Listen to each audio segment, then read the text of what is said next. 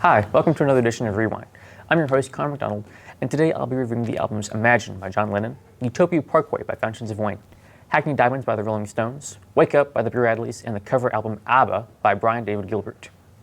I'm going to kick things off with the album Imagine, one of the defining albums of the 1970s, and one of my personal favorite albums of all time, which I gave a 10 out of 10. Imagine was the second solo album by John Lennon after the breakup of the Beatles and was released in 1971 to positive reviews, peaking at both #1 in the UK and the US. Produced by Phil Spector, this album was described by one reviewer as both the best and the worst of John Lennon. It contained his oxymoronic ability to write hateful lyrics beautifully, as well as his knack for composing haunting piano melodies that form diverse sonic landscapes. This album also had inspired guitar playing, with former bandmate George Harrison playing one of the best slide guitar solos of his career on the protest song Give Me Some Truth. And of course, I have to mention the title track Imagine, which was Lennon's signature song and is one of the most covered songs in the history of music. Imagine is a beautifully constructed song with its lyrics and gentle piano accompaniment reminiscent of a hymn, which has helped it remain within the public eye for decades. One less well-received song on this album is the vitriolic How Do You Sleep, which explicitly calls out Lennon's former partner Paul McCartney as being a cheat and a washed-up liar.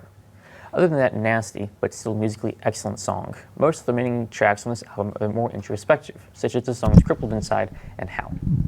This album is a towering achievement to both the highs and lows of John Lennon's genius, and I'd recommend any fans of pop, rock, or anything honestly to give this album a listen. Now we have Utopia Parkway by the band Fountains of Wayne, which I gave a 9 out of 10. Utopia was the second album by the band, and actually got them dropped by the record label after it was released, which was remarkable considering the rave reviews that greeted it upon first release. Utopia Parkway is a fascinating album, and one I would call among the most consistent of the 90s, with only one song I truly disliked, being Laser Show. One thing I will say about this album is that I've had the song Denise playing in the background for, as of this moment, about 2 total hours, which means I've listened to it 48 times in the last 2 weeks since I first heard it. My sister would request that I send help because I know she's tired of it. Other favorites on Utopia include the saccharine Prom theme, which grows on you with time, and the song It Must Be Summer, which is cheerful enough to make me forget that it's really fall. I would recommend this album to any fans of alt-rock or the 90s in general. Up next is Hackney Diamonds by the Rolling Stones, which came out earlier this month. I gave it a 3 out of 10. You might be wondering why I gave an album that seems to be right up my alley the lowest score in the history of Rewind, and I don't really have a good answer for you. Maybe it's the fact that by some method of necromancy, Mick Jagger's voice sounds identical to his voice from 60 years ago, a jarringly smooth performance from an 80-year-old. Maybe it's because every song has the same overproduced sheen that lacks any sort of characteristic Rolling Stone sloppiness that tells you, yes, these people are real. Maybe it's because every time I turn on my Alexa Dot, the second song played, no matter what I request, is another one of these brain-dead songs from this album. The only redeemable track on this album is Bite My Head Off, whose guitar licks aren't even supplied by the Rolling Stones, but by Paul McCartney instead. And yes, when I say redeemable song, I do include the collaborations with Elton John and Lady Gaga. My advice, listen to this song when you want to extend a moment forever, because this album, despite running a tight 48 minutes in length, still overstays its welcome. Now we have Wake Up by the British band the Boo Radleys, who I saw as a fitting inclusion considering Halloween is coming up soon.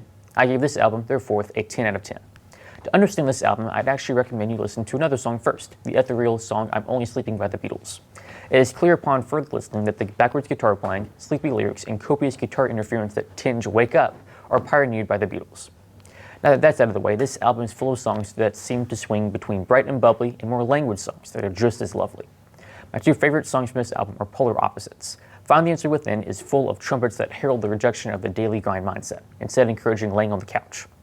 While Martin Doom, 7 o'clock, is much slower, but still encourages a rejection of responsibility from what is assumed to be a drill sergeant. But to be frank, I love most of the songs of this album, and I've listened to the entire record multiple times. I would recommend this album to any fans of pop and rock, or just anyone interested in an album about being tired, which I think covers a wide range of pelham. Last but certainly not least is an album that I'm not going to give a rating. ABBA is a comedy album at its finest, defining its niche with great accuracy. Created by YouTuber and personal hero Brian David Gilbert, this album is a compilation of ABBA covers from the point of view of, in order, a vampire, a robot, Frankenstein, Captain Hook, and a mummy. If you're a fan of ABBA, you'll probably begrudgingly listen to this once, if only because it's Halloween themed. But this album is definitely not for anyone. But if you're in a bind of what to play at your Halloween party and want everyone to take the hint and start dancing like it's 1976, this album will solve your problems with ease. That's it for this week. Come back next time to hear me review Taylor Swift's new re-release, 1989.